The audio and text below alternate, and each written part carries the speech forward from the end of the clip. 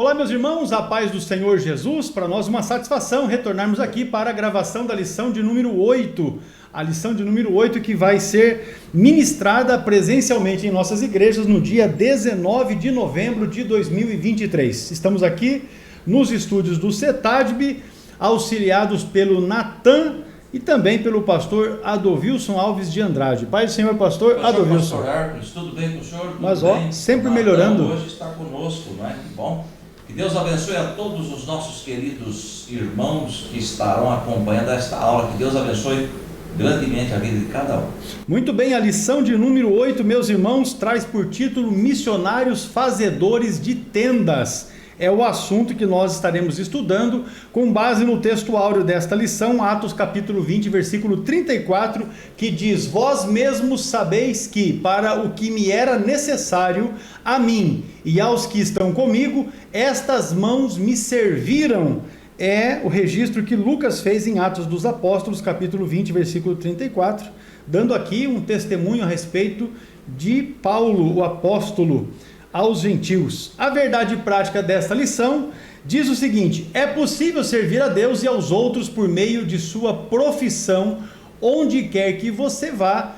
É a tônica desta nossa aula, que diz a respeito dos fazedores de tendas. Vamos então acompanhar aí. Você pode pegar a sua lição, se você não tem a sua Bíblia. Atos capítulo 18, versículos de 1 a 5, e depois 1 Tessalonicenses capítulo 4, versículos 11 e 12. Com o pastor Adovilson, acompanhe a leitura desses dois trechos da palavra de Deus. Muito bem, Atos capítulo 18, verso 1. Depois disto, partiu Paulo de Atenas e chegou a Corinto. E achando um certo judeu por nome Áquila, natural do Ponto, que havia pouco tinha vindo da Itália, e Priscila, sua mulher, pois Cláudio tinha mandado que todos os judeus saíssem de Roma, e ajuntou com eles. E, como era do mesmo ofício, ficou com eles e trabalhava, pois tinham por ofício fazer tendas, e todos os sábados disputava na sinagoga e convencia a judeus e gregos. Quanto Silas e Timóteo desceram da Macedônia, foi Paulo impulsionado pela palavra, testificando aos judeus que Jesus era o Cristo. 1 Tessalonicenses 4, 11.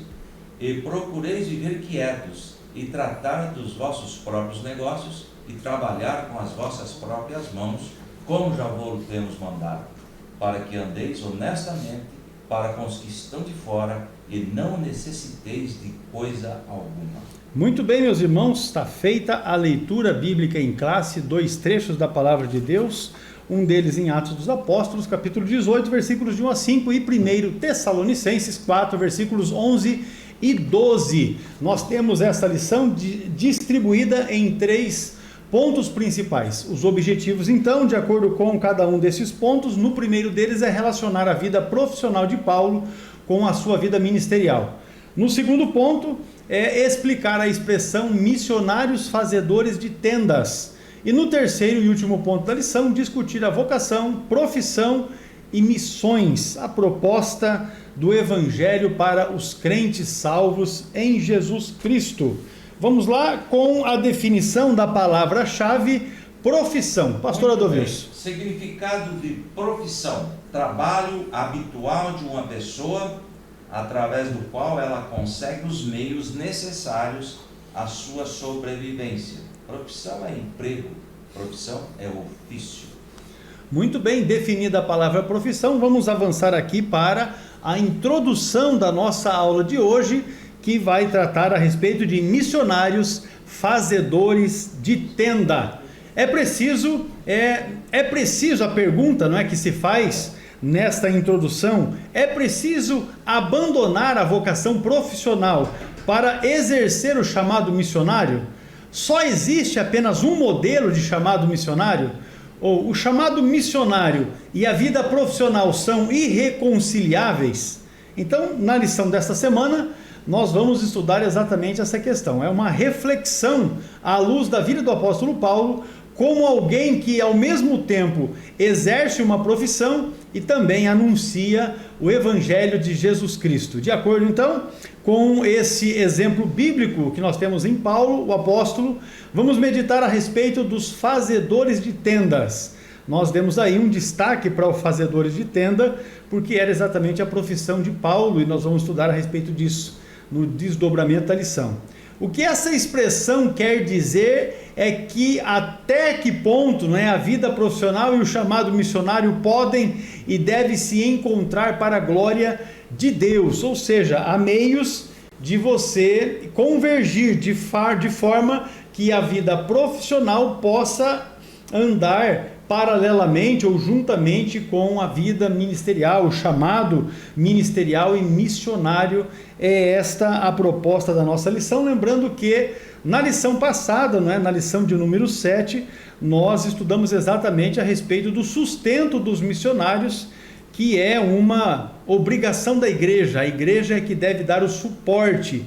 E agora nós vamos ver aqui um outro posicionamento a respeito desse assunto, que é o próprio missionário, o obreiro, sustentar a sua vida através da sua profissão e também lançar mão da sua profissão para abrir portas para a pregação do Evangelho.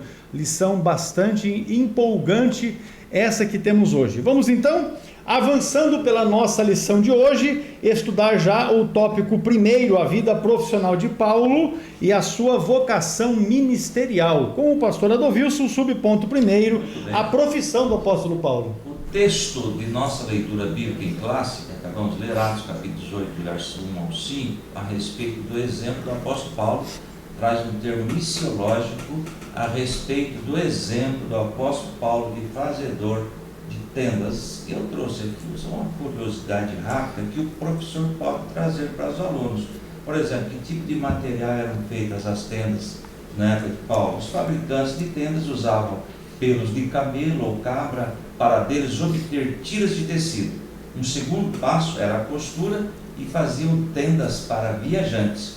Outro material muito usado na fabricação de tendas era o couro dos animais, que era abundante na época. Um quarto material muito usado era os tecidos de linho, fabricado também em Tarso, cidade natal de Paulo. Portanto, era a profissão dele, né? Fazedor de tendas. A expressão é traduzida com mais precisão por trabalhadores em couro, pois as tendas eram feitas com pelos ou couros de cabra, né? E no Novo Testamento há um casal que tinha a mesma profissão do apóstolo Paulo, Priscila e Áquila. Eu penso comigo que era uma profissão que estava em alta na época. Com certeza, trabalhar com couro, né? Através dessa fabricação vendiam principalmente para os soldados, principalmente também, pastor, me lembrei agora, o povo nome deles não tinha. E num contexto de Império Romano, você tinha largamente, né, um posto para poder colocar mercadoria e vender a mercadoria, né? Então, sempre viajando, sempre mudando, então era necessário, eu creio que ganhava um bom dinheiro. Não tenha dúvida. Tendas na época, né? Vamos para o outro ponto. Devido a um edito do imperador romano, está aí na nossa lição, né? Cláudio, 49 depois de Cristo, esse casal, Priscila e Áquila, saíram de Roma e foram morar em Corinto. Assim, o apóstolo Paulo se encontrou com este casal, né? Passou a morar e a trabalhar com eles, ou seja, foi acolhido por esse casal, dividindo o tempo entre fabricar tendas e anunciar as boas novas, que é o foco da lição. Enquanto ele fabricava tendas também, ele anunciava as boas novas de salvação aos outros. Temos aí um texto em Atos capítulo 18 e versículo 18 e 19. Paulo permaneceu em Corinto por algum tempo, depois despediu-se dos irmãos e navegou para a Síria, acompanhado de Priscila e Áquila. Antes de embarcar, rapou a cabeça em Cencreia, né? Devido a um voto que havia feito. E o versículo 19. Chegaram a Éfeso, onde Paulo deixou Priscila e Áquila. Ele, porém, entrando na sinagoga, começou a debater com os judeus. E o versículo 24 também, aí de Atos capítulo 18, temos aqui: enquanto isso, um judeu chamado Apolo, natural de Alexandria, chegou a Éfeso. Ele era homem culto e tinha grande conhecimento das Escrituras. Foi instruído no caminho do Senhor, com grande fervor falava e ensinava com exatidão acerca de Jesus. É interessante que este está escrito bem no finalzinho: embora conhecesse apenas o batismo de João. É interessante isso aqui. O 26, logo começou a falar corajosamente na sinagoga. Quando Priscila e Áquila o ouviram, convidaram para ir na sua casa e lhe explicaram com mais exatidão o caminho de Deus. Então, olha aí, ó, quem pregou, não é, para essas pessoas, é esse personagem aqui, que foram instruídos, não é mesmo? Apolo, isso. Apolo foi que instruiu, ensinou, orientou Priscila e Áquila, e aceitaram a fé em Cristo Jesus. Vamos só acertar uma situação aqui. Muita gente faz a expressão, ou tem o entendimento de que Priscila era uma senhora e Áquila outra senhora. Então, o próprio texto bíblico já deixa claro que era um casal. E na casa deles funcionava uma igreja.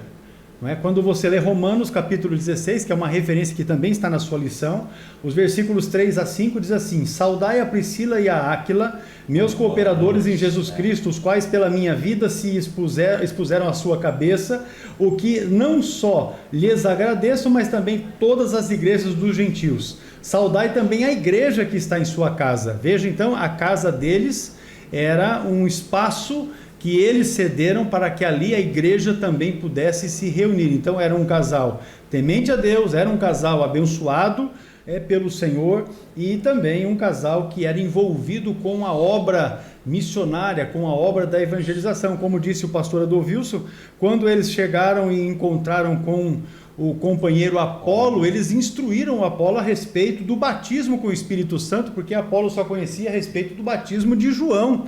Então eles, porque já tinham aquele envolvimento com o apóstolo Paulo, puderam instruir melhor, não é, ao Apolo a respeito do novo batismo, o batismo com o Espírito Santo. Então veja que eles tiveram um aspecto importante, e também eram fazedores de tenda, também trabalhavam na mesma profissão que o apóstolo Paulo. Então aqui nós vemos que o fato deles terem uma profissão não foi impedimento para que eles também realizassem a obra de expansão e de avanço missionário, ou seja, cederam, doaram a vida deles. O Paulo aqui está dizendo que eles inclusive colocaram a cabeça deles a prêmio, correram risco de morrerem por causa do Evangelho. Paulo agradece, e também a igreja, conforme diz o texto, também agradece pelo gesto que eles tiveram.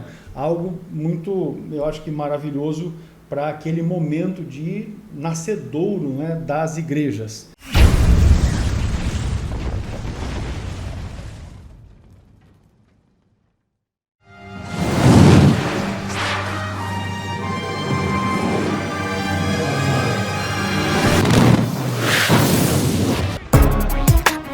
Quer ser um especialista em escatologia? Quer entender os desdobramentos da doutrina das últimas coisas? Então fique atento, porque o CETADIB traz até você o curso Perguntas Escatológicas, esclarecedor, direto e objetivo sobre o assunto. O módulo único, que contém 250 páginas, traz explicações por meio de perguntas e respostas, referente a 101 dúvidas levantadas com mais frequência sobre o assunto. Estude através do CETADIB. Muito bem, meus irmãos, o subponto 2 da lição: como o apóstolo Paulo conjugava a vida profissional e ministerial. A tradição judaica exigia que os mestres religiosos oferecessem gratuitamente os seus serviços espirituais, e cada rabino tinha que aprender uma profissão para que pudesse se sustentar. Paulo, que fora criado aos pés de Gamaliel, na Bíblia, na narrativa de Atos dos Apóstolos, não menciona que ele tenha, enquanto executava o seu ministério pastoral, o seu ministério como missionário, que ele tenha tido tempo para aprender o ofício. Então subentende que ele aprendeu esta profissão ainda na sua juventude, na sua mocidade. Embora ele tivesse de fato direito ao sustento pelas igrejas que ele plantara, o apóstolo Paulo trabalhou no seu ofício como fazedor de tendas para ganhar o pão de cada dia. E aí nós temos várias referências que o apóstolo Paulo menciona a respeito, ou que a Bíblia menciona a respeito dessa condição. Uma delas é o texto áureo da lição, Atos capítulo 20, versículo 34, o relato que nós temos é este: vós mesmos sabeis que para o que me era necessário a mim e aos que estão comigo, estas mãos me serviram. Paulo então está dando testemunho de que trabalhou com as suas próprias mãos para o seu sustento e para o sustento daqueles que estavam com eles. Porém, se você ler as referências que nós temos aí, e aí é 1 Coríntios capítulo 9, versículo 12, 2 Coríntios capítulo 11, versículos de 9 a 12, e ainda os 2 trechos de Tessalonicenses, você vai verificar Paulo fazendo menção exatamente desta realidade, de ser sustentado pela igreja. Exatamente, eu faço questão, pastor, de ler 2 Tessalonicenses 3, que é a referência ali. Olha que interessante, eu achei muito direto isso daqui. É 2 Tessalonicenses capítulo 3, verso 7. Pois vocês mesmos sabem como devem seguir o nosso exemplo, porque não vivemos ociosamente quando estivemos entre vocês. Olha o 8. Nem comemos coisa alguma à custa de ninguém. Olha a palavra dura. Pelo contrário, trabalhamos arduamente com fadiga dia e noite, para não sermos pesado a nenhum de vocês. E o versículo 9. Não porque não tivéssemos tal direito, ele tinha direito a isso, mas para que nos tornássemos um modelo para ser imitado por vocês. Ou seja, trabalhavam. Hoje em dia nós vemos muitos obreiros ociosos, estão aí meio que tranquilos. Uma quantidade significativa, né? Enquanto significativa. a obra de Deus está perecendo. Eu achei interessante esta colocação aí em 2 Tessalonicenses capítulo 3, do versículo 7 ao 9, é bem direto e bem objetivo. Com certeza, com uma objetividade marcante que o apóstolo Paulo sempre trouxe no seu ministério, né? Um dos seus muitos comentários bíblicos, o teólogo Meyer Pearman, diz que o apóstolo Paulo adotava a firme resolução de não aceitar a oferta das pessoas que ele procurava ganhar para Cristo, porque o seu objetivo, o objetivo principal dele, era merecer a confiança do povo e comprovar que os seus motivos na evangelização eram sem interesse financeiro. Então essa foi uma resolução que o apóstolo Paulo tomou exatamente para, naquele momento, a igreja nascente, as pessoas com muitas dificuldades, ele não queria ser pesado. Veja aqui, escrevendo para os Coríntios, capítulo 9, os versículos 16 ao 18, o texto diz assim: porque se anuncio o evangelho, não tenho de que me gloriar, pois me é imposta essa obrigação, e ai de mim, se não anunciar o evangelho. E por isso, se o faço de boa mente, terei prêmio, mas se de má vontade, apenas uma dispensação me é confiada. Logo que prêmio tenho? Que evangelizando proponha de graça o evangelho de Cristo, para não abusar do meu poder no evangelho. Veja, Paulo tinha de fato este cuidado. Agora você vai observar que Priscila e Áquila constituem um caso interessante, porque eles mostram que um profissional, mesmo não sendo ou não se sentindo chamado por Deus para dedicar a vida inteiramente à obra missionária, eles puderam realizar o ministério de forma valiosa por um determinado período, e também você vai verificar em momentos específicos. Então, com isso a gente reforça a ideia, o pensamento, da lição, que mesmo alguém que esteja empregado, que tenha uma vida profissional, que tire dali o seu sustento, necessariamente ele não precisa abandonar o emprego ou a sua vida para estar envolvido com a obra de Deus. Esse é um aspecto muito importante. Obviamente que se ele abandonar o seu emprego para se dedicar exclusivamente à obra de Deus, então a igreja é quem tem que sustentá-lo, conforme nós vimos na lição de número 7. Então veja aí que há uma maneira de você organizar a vida de forma a conjugar a vida profissional e a vida ministerial. Assim, você vai verificar que tanto o apóstolo Paulo como o Áquila também, Priscila, eles podiam estar nas sinagogas ou em qualquer outro lugar onde alguma pessoa pudesse escutar, ouvir a mensagem, a pregação do evangelho. Desta forma, então, por meio das suas habilidades profissionais, eles tinham os meios ou reuniam as condições para se aproximar das pessoas em diferentes segmentos da sociedade e também serem os seus próprios mantenedores por meio da sua profissão. Então a profissão eles usavam como um meio, ou seja, você tem a sua profissão e você é um vendedor, você vai vender algum produto, você vai chegar na casa de alguém ou em uma família para oferecer o seu produto.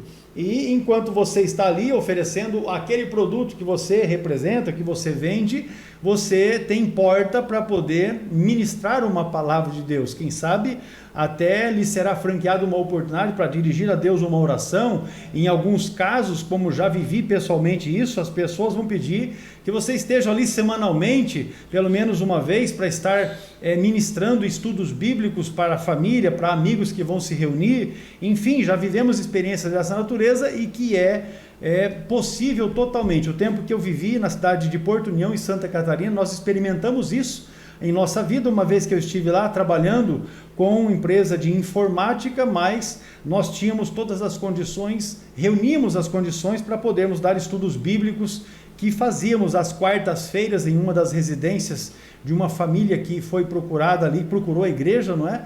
E nós nos reunimos ali para isso. Então é possível você trabalhar e também estar cedendo do seu espaço para que a obra missionária se desenvolva através da sua vida. E eu trouxe aqui, pastor, um subsídio. Deus quer usar a sua profissão para salvar almas. Toda profissão pode ser evangelizadora. Podemos evangelizar entre aqueles que trabalham conosco e entre aqueles para quem trabalhamos. Barbeiros, taxistas, médicos, enfermeiros têm grande possibilidade de evangelizar. Assim também telefonistas, atendentes, balconistas, os professores e todos os profissionais da área da educação, assim como aqueles que trabalham na área da saúde também, médicos, psicólogos, psiquiatras, dentistas, enfermeiros, auxiliares de enfermagem, têm grande influência e por isso grande possibilidade de evangelizar. Os trabalhadores são evangelizadores na hora do almoço, do descanso, quando enfrentam situações difíceis. Não precisamos mudar de profissão, é o foco da lição.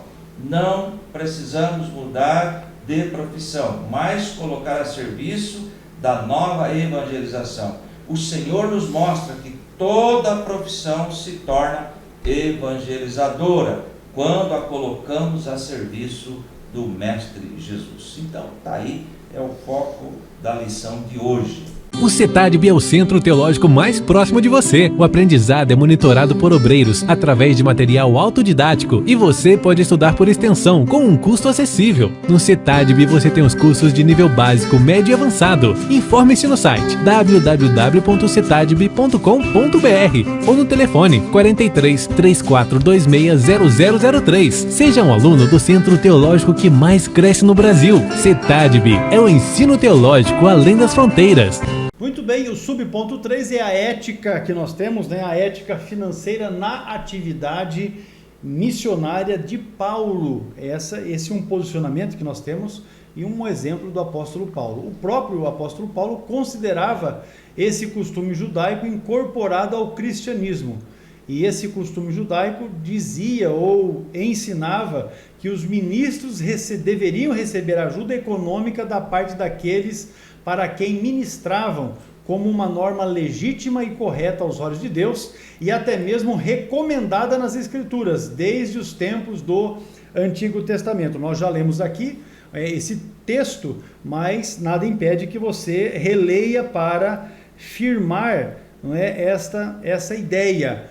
1 Coríntios capítulo 9, a partir do versículo 12, a Bíblia diz assim, ó, se outros participam deste poder sobre vós, por que não mais justamente nós?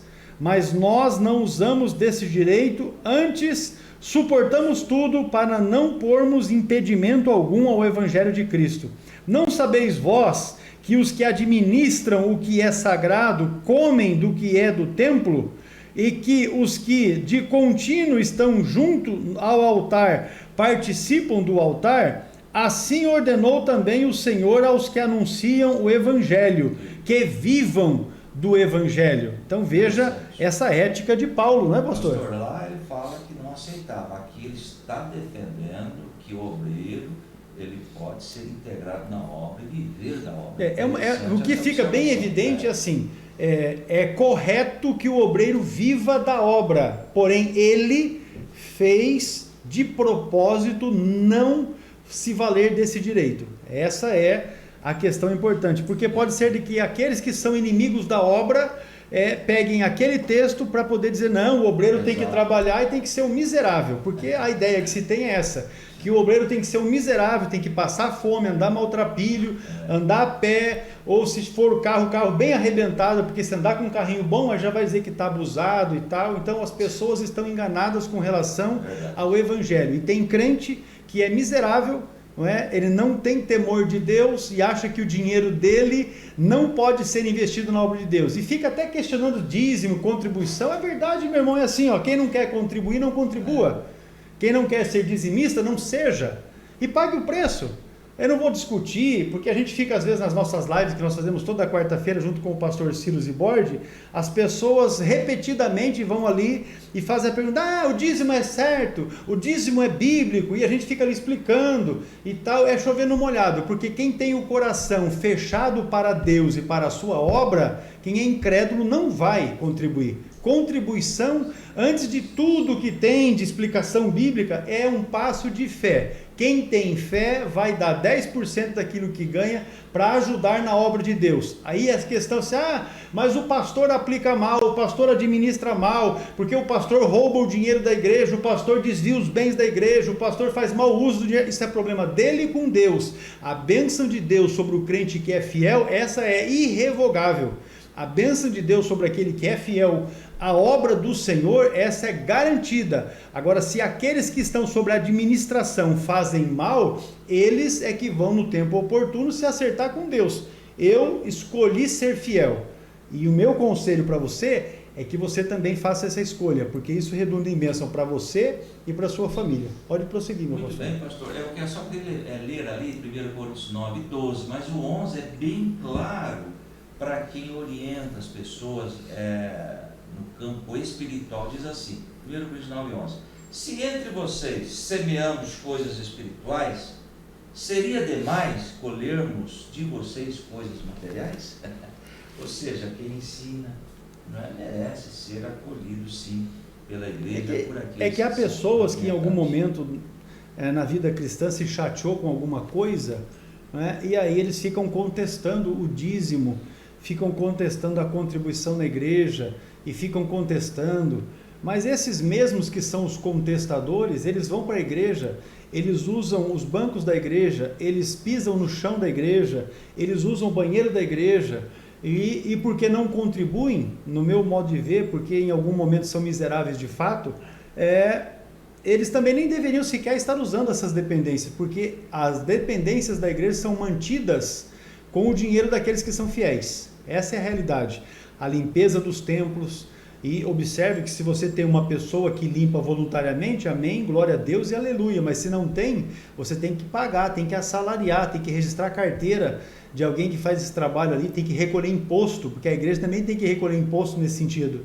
Então, veja que existe uma série de obrigações que pesa sobre a igreja, que não é apenas o salário do pastor ou dos obreiros que estão ali servindo a obra, não é só isso, não é? As construções, hoje nós estamos falando já novembro de 2023, a gente percebe, porque estamos em construção aqui no CETADV, a gente percebe como está mais caro aqui a aquisição de material para construção, materiais de acabamento, e quando se constrói uma igreja e faz um trabalho bem feito, a gente tem um custo disso, né? Tem igrejas que os próprios pastores são construtores, amém, glória a Deus, que bênção que é, mas há igrejas que o pastor não é construtor, e que não há pessoas ali que têm disponibilidade de tempo para poder fazer a construção.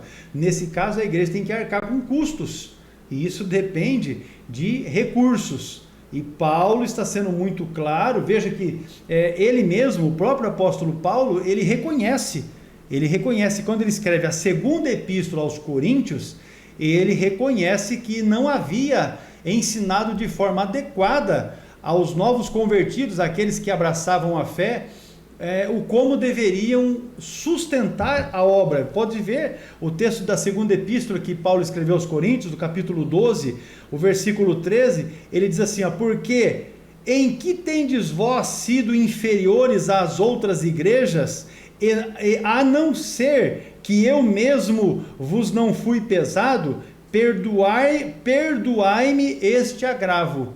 Porque aqui ele está dizendo para o povo de Corinto que ele, na verdade, fez o trabalho com as suas mãos, que ele não foi pesado para a igreja, ou seja, não requereu salário nenhum da igreja de Corinto.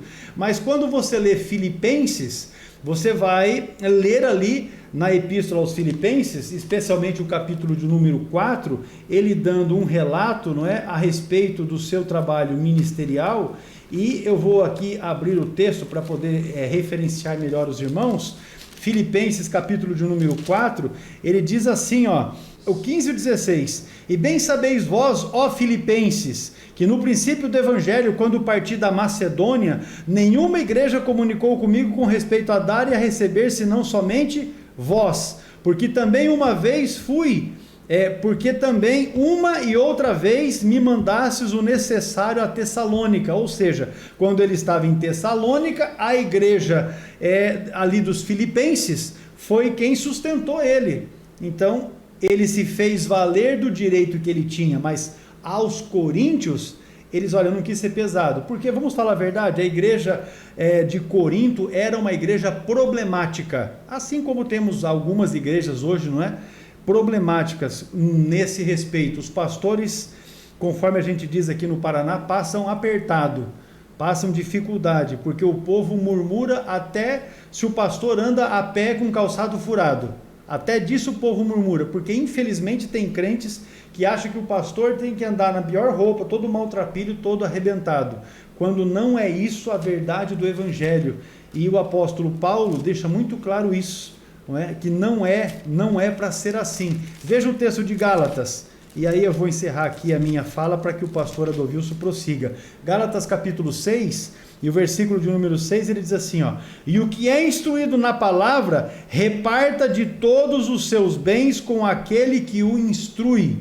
Então, aquele que está aprendendo a palavra deve repartir daquilo que ele tem com o seu professor, com aquele que lhe ensina. É a orientação que Paulo está dando para os crentes lá da região da Galácia. Então, Paulo reconheceu, né, que ele errou ao ensinar os coríntios, não ensinar, na verdade, de forma adequada. Ele privou-se do fruto que deveria abundar à conta de quem dá voluntariamente. Aí, retornando novamente para o texto de Filipenses, quando ele louva a Deus pela igreja de Filipe, que ajudou ele, não é?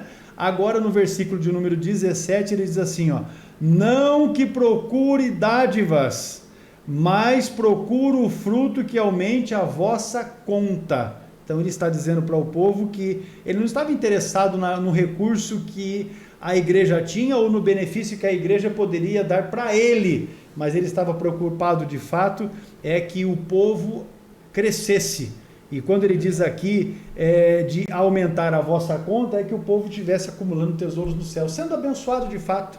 Esse é o procedimento de quem de fato ama a obra de Deus. E Paulo agiu desta forma exatamente.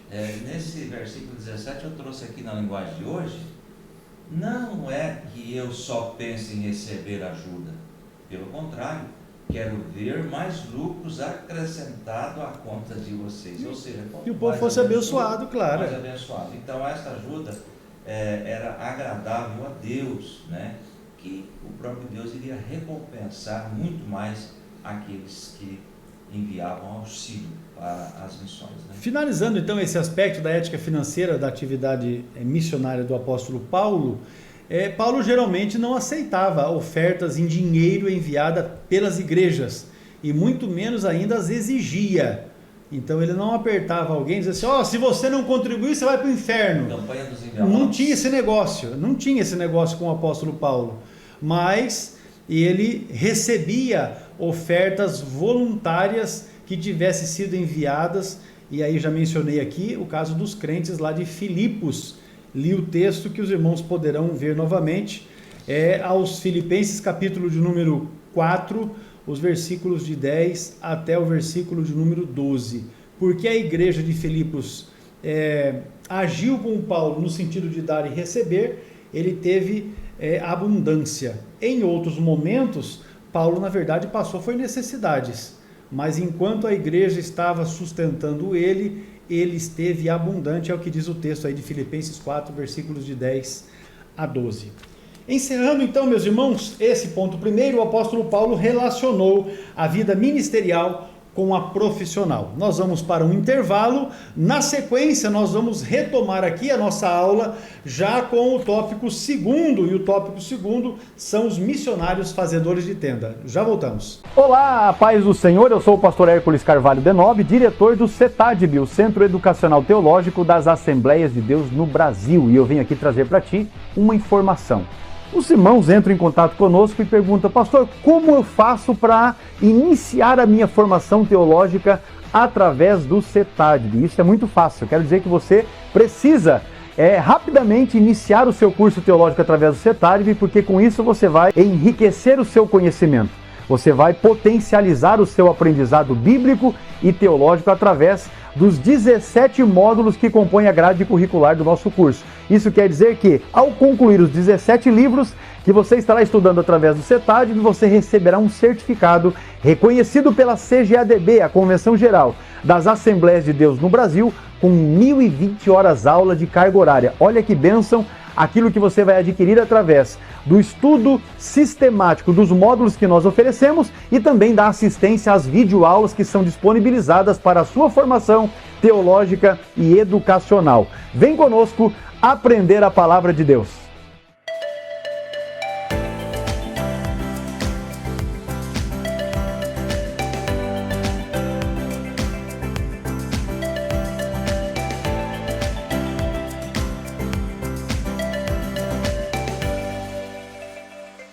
Muito bem, meus irmãos, retomando a nossa aula aqui, o tópico 2, missionários fazedores de tenda é o assunto. Deus é quem chama, pastor, o subponto primeiro. Muito bem, o tópico 2, o subponto 1, fazedores de tenda é o assunto desta lição. Mas o que é isso? Fazer tendas não é uma ideia nova, é tão antiga quanto as escrituras, conforme estudando em Atos 18, né? Assim, no contexto de missões, a expressão fazedores de tenda tem a ver com os discípulos de Jesus, chamados e comissionados pela sua igreja para usarem dons, talentos e habilidades profissionais, veja bem, no campo missionário. E eu trouxe aqui, quem é um fazedor de tendas? Uma pergunta. E a resposta está aqui, ó. Os fazedores de tendas são cristãos motivados por missões que se sustentam através do seu trabalho secular e fazem evangelismo transcultural no seu local de trabalho e tempo livre. Eles podem ser empresários, profissionais assalariados, empregados, voluntários com sustento pago ou cristãos, não é? Em intercâmbio profissional, projetos de pesquisa, estágio ou programas de estudo no exterior. Eles podem servir com pouco ou nenhum custo para suas igrejas. Vão trabalhar para o exterior, no exterior, exercer a sua profissão e ao mesmo tempo pregar o evangelho. Em contrapartida, nós temos os missionários tradicionais, né? Por outro lado, recebem apoio financeiro através de uma agência missionária ou igreja. Esses aí são os fazedores de tendas. Exercem a profissão, não dependem financeiramente da igreja e, exercendo a profissão, estão evangelizando. Tá certo? A fazer tendas não é uma ideia nova, nós já lemos esse ponto, né? Assim, no contexto de missões, a expressão fazedores de tendas tem a ver com os discípulos de Jesus, que nós acabamos de mencionar aqui. São profissionais de negócios em missão que operam em regiões de grande antagonismo à mensagem cristã. Esse antagonismo aí são locais onde há oposição, conflito e divergência à palavra de Deus. Nós vamos ter a lição que nós vamos estudar a respeito da janela 1040, que é uma região do mundo onde o evangelho não é bem visto. Então, o evangelho não é bem visto, missionários cristãos não são bem-vindos, mas um médico, um profissional liberal, um dentista, ele é recebido nessas regiões por causa da sua profissão. E aí, então, a este é oportunizado a oportunidade, né? De estar oportunizado a oportunidade é uma redundância, mas de estar ali naquela região e poder evangelizar enquanto exercem a sua função profissional. Então, essa é a questão aí do antagonismo que a gente tem. Muito bem. Continuando aí o tópico 2, o subponto 1 ainda, fazedores de tendas, veja que colocação interessante. Segundo os missiólogos, por muitos anos, o entendimento e a forma de fazer missões consistiu que na prática de abandonar a vida secular, ou seja, trabalhos profissionais, estudos, largar tudo, para se dedicar integralmente à obra missionária. Olha aí, hoje o entendimento tornou-se mais amplo, ou seja, é perfeitamente possível ser um profissional ou empreendedor e realizar a obra missionária sem a necessidade de abandonar a carreira profissional. Claro que Deus tem chamado específico para cada um. E eu escrevi aqui, dependendo da necessidade da igreja, a igreja investe e prepara profissionais para posteriormente serem enviados ao campo missionário. Nós tivemos um caso, não sei se o senhor lembra, de uma pessoa que foi pago os estudos para a formação, para ser enviado como profissional, fazendo missões transcultural. Ele não poderia entrar como obreiro, como pastor, como missionário, mas como profissional ele entraria naquele país e estaria lá pregando a palavra de Deus.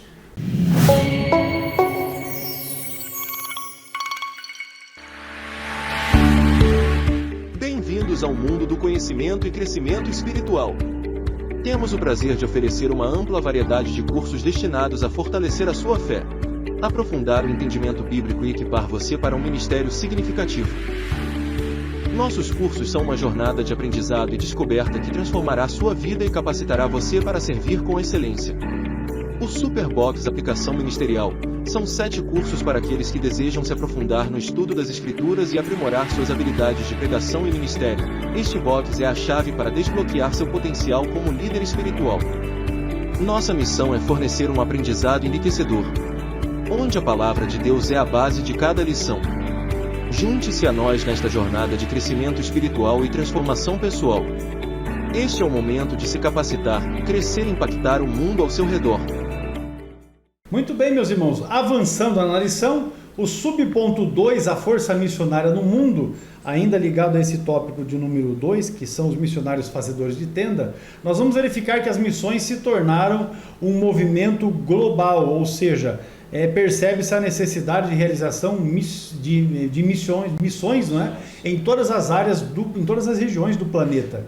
E esse movimento global começou com a ação de Deus, pela sua graça, para reconciliar o mundo consigo mesmo. É o Ministério da Reconciliação que nós temos ali na segunda epístola de Paulo aos Coríntios, a partir do capítulo 5 e os versículos 18 e 19.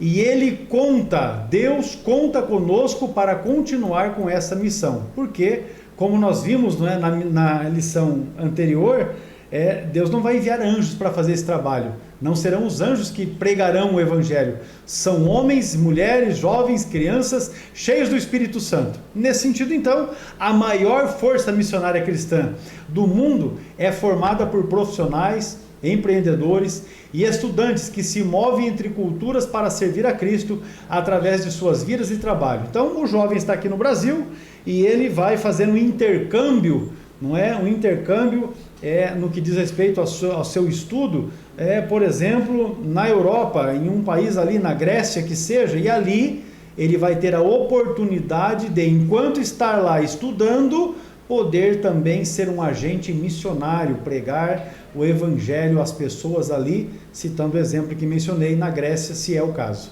Vimos esse princípio bíblico na primeira epístola de Paulo aos Coríntios, capítulo 9, a partir do versículo 20 até o 22, quando o apóstolo Paulo alcançou diferentes segmentos da sociedade, identificando-se com eles, a fim de contextualizar o Evangelho ou a pregação do Evangelho. Veja aqui, nesse texto da primeira epístola de Paulo aos Coríntios, capítulo 9, o versículo 20 até o 22, diz assim, e fiz-me como judeu para os judeus, para ganhar os judeus, para com os que estão debaixo da lei, como se estivera debaixo da lei, para ganhar os que estão debaixo da lei, para os que estão sem lei, como se estivera sem lei, não estando sem lei para com Deus, mas debaixo da lei de Cristo, para ganhar os que estão sem lei.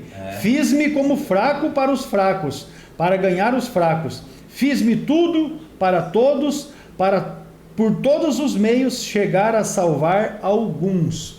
Paulo, então, usando a sabedoria que o Senhor dá àqueles que com Ele têm este vínculo, ele então soube aproveitar de todas as oportunidades para anunciar o Evangelho. Esse é o aspecto que nós temos aí nesse texto. Assim, a maioria dos grupos de povos não alcançados ou os menos alcançados são aqueles que vivem em nações que são fechadas aos missionários tradicionais. Então você vai dizer assim, eu vou mandar um missionário cristão para a Coreia do Norte. Não vai prestar, não vai dar certo. Não, mas eu vou mandar um médico para estar ajudando as pessoas na Coreia do Norte. Esse médico será muito bem-vindo. E enquanto ele estiver lá, sendo um médico cristão, ele vai exalar o bom cheiro de Cristo. O seu testemunho certamente será um meio para que ele possa ganhar almas para Jesus. Melhorando um pouquinho. Com certeza, Olha, vai lá. O senhor falou do médico, eu escrevi aqui, ó, não é extra lição. Nós estamos falando de pessoas convertidas, tá? De profissionais convertidos. O médico missionário é aquele que crê que tem uma responsabilidade diante de Deus em favor das pessoas. O advogado, mesma coisa. O pedreiro, mesma coisa. A diarista, o motorista, o frentista, o farmacêutico. Ou seja, todas as profissões de pessoas que, lógico, se converteram a Cristo, ele tem que ter essa responsabilidade diante de Deus de levar o nome do Senhor Jesus, é aquilo que salva. Muito bem. Para isso, esses profissionais também têm que ter convicção disso. Né? E esses vão ser aceitos, né? Eles vão ser aceitos em qualquer parte, ali atuando profissionalmente e aproveitando as oportunidades. Cristãos, então, com diversas habilidades ou com diferentes habilidades, ofícios e também negócios e profissões, eles terão acessos a lugares, a países ou a regiões onde os missionários tradicionais, aqueles que são identificados como plantadores de igrejas, e alguns evangelistas não terão acesso. Então é uma força que nós temos aí em relação ao avanço missionário. O subponto 3 da lição é o preparo dos fazedores de tenda, porque também não pode ser de qualquer jeito, não é? Não tem como ser de qualquer jeito. Vamos lá, pastor. Como os outros missionários, os fazedores de tenda devem se preparar, claro, tem que ter um preparo. Aliás, pastor, nós temos aí, ó, disponíveis através do CETAG de vários cursos teológicos, inclusive lá no nível médio, temos lá o preparo do obreiro, tem o Teologia Pastoral 1, Teologia Pastoral 2, é necessário o preparo. A pessoa, para pregar, tem que conhecer a palavra de Deus, claro, tem que fazer um curso, se preparar. Aqui é muito oportuna a orientação do apóstolo Paulo ao jovem Timóteo, em que a boa instrução é necessária a todo obreiro da causa do mestre. Tenho aqui o 2 Timóteo, capítulo 3. Eu quero começar do verso 16. Toda a escritura inspirada por Deus é útil para o ensino, para a repreensão, para a correção e para a instrução na justiça. E o versículo 17, para que o homem de Deus seja apto e plenamente preparado para toda boa obra. Eu creio que é impossível alguém realizar a obra de Deus sem se preparar. Tem gente que diz lá que na hora Deus vai encher do Espírito. Não, tem que se preparar, tem que estudar. Aliás, para todas as áreas seculares tem que haver um tempo de preparo. Com certeza. O médico, o dentista, o advogado, enfim. Todos, e por que não? O missionário não pode de qualquer jeito, fazer de qualquer forma. Isso né? é fato, né? E temos ali, continuando, nesse aspecto, há um crescimento significativo de profissionais missionários ou fazedores de tendas chamados para missões. Ali, ainda o tópico 2, o subponto 3, são homens e mulheres treinados por instituições missionárias com experiência reconhecida para que eles usem suas profissões no exterior a fim de testemunhar de Cristo, principalmente em países fechados para o trabalho missionário tradicional. Aliás, aqui no nosso país também tem um problema, pastor, questões assim. O senhor conhece bem, eu não conheço a região lá do Nordeste, né? Para enviarmos um gaúcho para o Nordeste, vai ter um choque cultural. preparamos, por exemplo, um missionário de lá e ele já está faz trabalho lá com a região, com os costumes, com a cultura, enfim. Eu quero aproveitar aqui, irmãos, para dizer que as Assembleias de Deus no Brasil possuem uma escola de qualificação de serviço missionário. É a EMAD, a Escola de Missões das Assembleias de Deus, que está no estado de São Paulo, ali na região de Jundiaí, em São Paulo, né? E o diretor é o pastor Eliseu, é um amigo nosso particular. Todos os pastores, irmãos e irmãs que nos procuram aqui no CETADB, desejosos por um curso de missões, nós indicamos a EMAD. Até alguns perguntaram, pastor, por que o CETADB não tem um curso de missões? Nós não temos, porque na verdade reconhecemos que a EMAD é uma escola de excelência dentro das Assembleias de Deus para capacitação missionária, inclusive transcultural.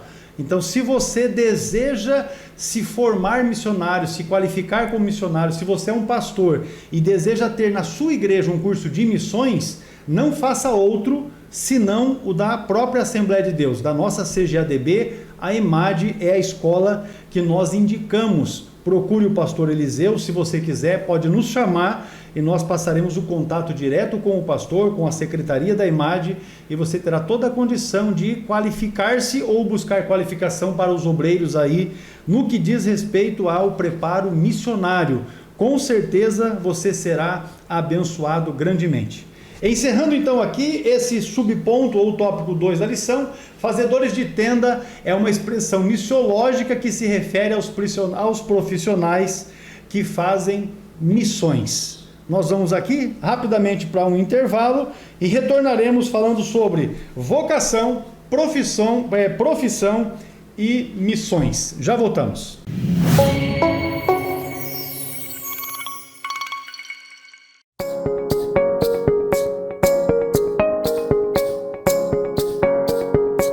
Apresentamos o nosso curso de Teologia de nível básico, uma jornada de conhecimento ministerial, composta por 17 matérias cuidadosamente selecionadas. Nosso curso foi projetado para proporcionar aos alunos uma base sólida e profunda em fundamentos doutrinários bíblicos e pentecostais. O objetivo do nosso curso básico é estruturar o conhecimento de nossos alunos de forma organizada e compreensível. Através das páginas da Bíblia, desvendamos as verdades eternas que moldam a nossa fé. Cada matéria e cada lição estudada é uma pedra preciosa que construirá uma estrutura de fé e conhecimento inabalável. Através do estudo e das orientações de nossos professores nas videoaulas, você ganhará uma compreensão mais profunda da palavra e do seu ministério. Ao concluir este curso, você estará preparado não apenas com conhecimento teológico sólido, mas também com a confiança e a sabedoria necessária para desempenhar um papel significativo em seu ministério. Junte-se a nós e comece a construir sua base de fé e conhecimento, fortalecendo-se para servir e liderar com propósito. Curso básico em teologia onde a fé se encontra com o entendimento, e o ministério é moldado por verdades sólidas e pentecostais.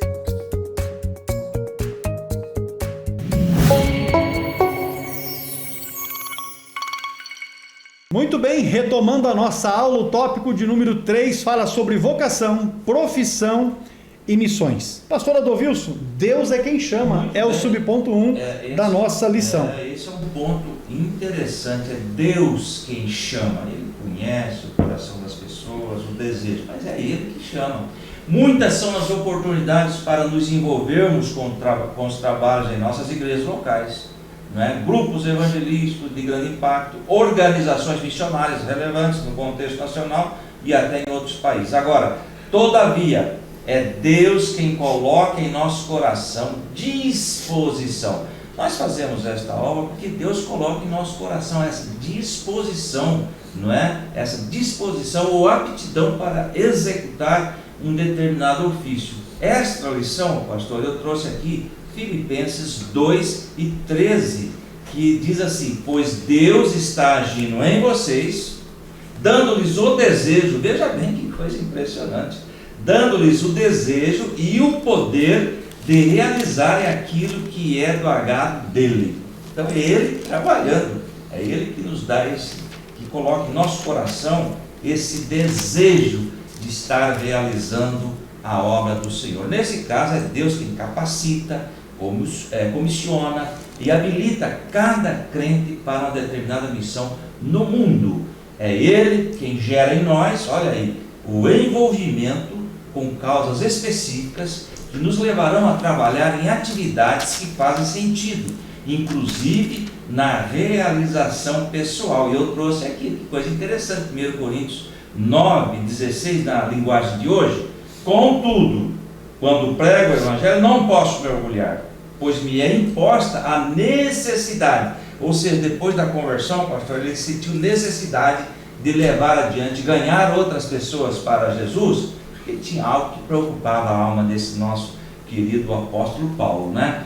Necessidade de pregar. Ai de mim, se não pregar o Evangelho. Ou seja, parece que eu sinto um vazio, porque eu tenho que pregar. Louvado seja o nome do Senhor. E lá em 1 Coríntios 9:17, porque se prego de livre vontade, tenho recompensa. Contudo, como prego por obrigação, estou simplesmente cumprindo a incumbência a mim confiada. E o 18, qual é, pois, a minha recompensa? Apenas esta, que pregando o Evangelho, eu o apresente gratuitamente, não usando assim dos meus direitos ao pregá-lo, porque embora seja livre, o versículo 19, seja livre de todos, fiz-me escravo de todos para ganhar o maior número possível de pessoas. Ali, pastor, essa colocação ali, ó, faz sentido, inclusive a realização pessoal. E quando aceitamos a fé em Cristo Jesus, quando Deus nos chama, nos vocaciona, eu entendo que eu tenho que realizar algo para Deus. E se eu não realizar esta obra, eu ficarei insatisfeito, não estou cumprindo com o que Deus determinou para a minha vida. E isso é triste para um ser humano, para um homem, para uma mulher. Muito bem, seguindo ainda nesse tópico de número 3, agora sobre o exercício da vocação. Quando respondemos de forma prática esse chamado, de forma a exercer a nossa vocação, então é que encontramos o nosso propósito de vida. Alguém fala, mas qual é o propósito de Deus para a minha vida? Uma vez chamados por Deus, não é? Nós até, de uma forma assim, até brincando, nós dizemos que ninguém é chamado para ser membro de banco, porque membro de banco é madeira, é prego, é parafuso, né? Isso é membro de banco. Nós fomos chamados para frutificarmos. E uma vez que nós respondemos esse chamado do Senhor, então dentro daquilo que é a vocação que Ele nos deu, nós vamos realizar o trabalho. A vocação é a missão única para a qual cada um de nós somos preparados a fim de prestarmos serviço para o nosso Criador. É a razão pela qual cada um de nós fomos efetivamente criados por Deus. Então estamos na igreja, às vezes o indivíduo tem um chamado de Deus para pregar, outro é para ensinar. O outro é para ajudar na limpeza, na arrumação das coisas da igreja, na organização das coisas da igreja. Mas todos nós que estamos na igreja, Deus tem para cada um de nós um trabalho específico. Ele mesmo é quem nos dá as condições para realizarmos tais tarefas, por meio dos nossos dons e virtudes, tornando-nos parte integrante de seus planos para a sua honra e para a sua glória. Eu trouxe aqui, pastor, um complemento que não temos aí, interessante, Efésios 1:11. Nele fomos também escolhidos, tendo sido predestinados conforme o plano daquele que faz todas as coisas, segundo o propósito da sua vontade. Olha o versículo 12 de Efésios capítulo 1. A fim de que nós, os que primeiro esperamos em Cristo, sejamos para o louvor da sua glória. Ou seja, nascemos para a glória de Deus. E olha aqui que eu trouxe aqui, pastor, algo interessante. De acordo com C.S. Lewis, as criaturas não nascem com desejos que não podem ser satisfeitos. Por exemplo, um bebê sente fome? Bem, existe o alimento. Um patinho gosta de nadar? Existe a água. O homem sente, por exemplo, o desejo sexual? Existe o sexo. Se descubro em mim um desejo que nenhuma experiência deste mundo pode satisfazer, a explicação mais provável é que fui criado para um outro mundo. Se nada aqui me satisfaz, eu sei que tem um outro mundo, que tem um Deus que me satisfaz. Fomos criados para a glória do Senhor. A pessoa pode ter muito dinheiro, pode ser rico, milionário, pastor, mas se ele não aceitar a Cristo, existe um vazio na alma desta pessoa. E esse vazio, alguém diz, é do tamanho de Jesus Cristo, é do tamanho do nosso Deus, e só Ele preenche esse vazio. Vejamos que não é por acaso que o apóstolo Paulo, que foi um grande homem de Deus, obediente, também comprometido com o seu chamado, ele próprio teve para a sua salvação e também para anunciar a boa notícia aos outros povos. Ele compreendeu que a mensagem e a vida de Jesus eram para ser experimentados por cada cristão e igualmente anunciados aos outros com todo o comprometimento. Ou seja, ele mesmo experimentou a salvação em Jesus Cristo e se comprometeu em compartilhar, em anunciar essa tão grande salvação para todos quantos ele pudesse, tivesse oportunidade. Assim, você observa que o apóstolo Paulo exercia a sua vocação anunciando sobre Jesus e testemunhando do Evangelho por onde Deus o enviava. Esse foi o comprometimento do apóstolo Paulo enquanto realizando ou exercitando a sua vocação. Agora, o subponto terceiro, minha profissão, o meu campo de ministério ou o meu campo missionário. Somos todos vocacionados. Aceitou a Cristo? É vocacionado. Para servir a Cristo com o que somos e com o que temos, sendo o objetivo principal da vida glorificar o nome do Deus Pai, dentro e fora da igreja, onde quer que estejamos, nós devemos glorificar a Deus. Tudo que temos vem de Deus. Eu marquei aqui um texto, pastor, lá em Deuteronômio 10 e 14, que não está aí na lição. Ao Senhor, ao seu Deus, pertencem os céus e até os mais altos céus, a terra e tudo que nela existe. Ou seja, tudo que temos vem de Deus e deve ser usado para a sua glória. Por isso, podemos exercer uma atividade missionária em nossa área profissional. A verdade é que a sua profissão pode ser uma grande porta aberta para a causa do Evangelho, seja por meio de um negócio próprio ou servindo em outras corporações. Aonde está um cristão, ali está um missionário. Com certeza. É para ser assim. É para ser assim. E temos ali a minha profissão ainda, meu campo missionário, tópico 3 e subponto 3, portanto, no campo missionário há lugar para todos, tá? Há lugar para todos. Os missionários tradicionais que vivem integralmente para plantar igrejas, quer os profissionais que conjugam suas habilidades com a obra missionária. Então tem aqueles que recebem na igreja, tem aqueles que usam suas profissões. 1 Coríntios 9, 23 diz assim: faço tudo isso para espalhar as boas novas e participar de suas bênçãos. Aqui é a versão transformadora. Encerrando aqui então o tópico terceiro, Deus chama profissionais para fazerem de suas profissões o campo missionário. Então, subentendido aqui que há aquelas pessoas que poderão lançar mão da sua profissão para inclusive ter acesso a lugares, às regiões, algumas regiões, alguns países onde um missionário não teria acesso, mas este, por meio da sua profissão, conseguirá o acesso e poderá ser uma testemunha viva do amor de Cristo por todo o mundo. Vamos para a conclusão da nossa lição de número 8, com o pastor Adovilson. Muito bem, Deus está chamando cada vez mais profissionais para que levem a mensagem de salvação até os confins da terra, especialmente aos povos não alcançados. Entretanto, é preciso um alerta: nem todos os que se sentem atraídos a fazer tendas estão qualificados para a tarefa. É Deus quem chama.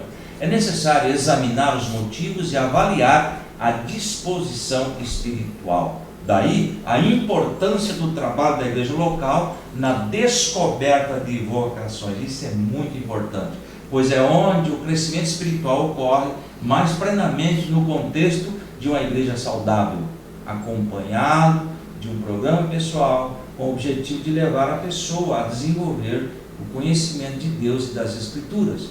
Uma vez que a base está firmada, podemos aprender habilidades ministeriais, especialmente como levar outros a Cristo e discipulá-los. Então está ali concluindo a lição. Muito bem, nós queremos aqui engrandecer a Deus pela sua vida, pela sua família e também pelo seu ministério. Nós temos recebido, depoimentos de irmãos que têm usado o conteúdo das lições, os comentários que aqui nós emitimos em suas lições, em seus aprendizados, em suas aulas, e nós louvamos a Deus por isso. ainda relembrar os irmãos, aqueles que estão de repente pela primeira vez, que esses slides que nós usamos aqui na aula, se você desejar ter acesso a eles, é só você colocar o número do seu WhatsApp dos comentários aqui da aula, que nós vamos adicionar o seu número numa lista de transmissão que nós temos, para que você receba as lições semanalmente. Nós sempre procuramos pelo menos uma semana de antecedência já estar disponibilizando os slides para que os irmãos possam estar estudando e de repente fazendo suas anotações e comentários nos próprios slides para auxiliar no desenvolvimento da sua aula, do preparo da sua lição. Estamos aí à disposição. Nosso objetivo com esse trabalho aqui não é ganharmos dinheiro de forma alguma, né? Estamos aqui realizando esse trabalho sem esta visão, tanto que qualquer pessoa, independentemente do seu credo, tem acesso gratuito a esse material, e nós queremos, na verdade, compartilhar a palavra de Deus e oportunizar os irmãos de aprenderem mais e crescerem na graça e no conhecimento de nosso Senhor e Salvador Jesus Cristo. Deus abençoe cada um de vocês, juntamente com a igreja onde vocês servem a Deus, e nos auxiliem na divulgação. Compartilhe essa lição, coloque aí nos seus grupos de WhatsApp, em seu Facebook, divulgue também no seu Instagram, divulgue no seu TikTok, enfim, nas redes sociais que você tem, que você se movimenta por elas. Nos auxilie, coloque o link ali do nosso canal CETADIB no YouTube, coloque o link desta aula para que os irmãos já tenham direto acesso a ela. Enfim, nos ajude, porque esse é o trabalho que nós estamos aqui, no qual nós nos propomos, de alguma maneira, contribuir com o vosso crescimento. Pastor Dovilson. Exatamente, como diz o nosso pastor presidente, pastor Daniel Acioli, a oração muda as situações. Não tenha dúvida. Portanto, o pedido é: continue orando por nós continuamos orando por vocês. E a vitória, é clara, é nossa, pelo nome de Jesus. Deus abençoe a todos em nome de Jesus.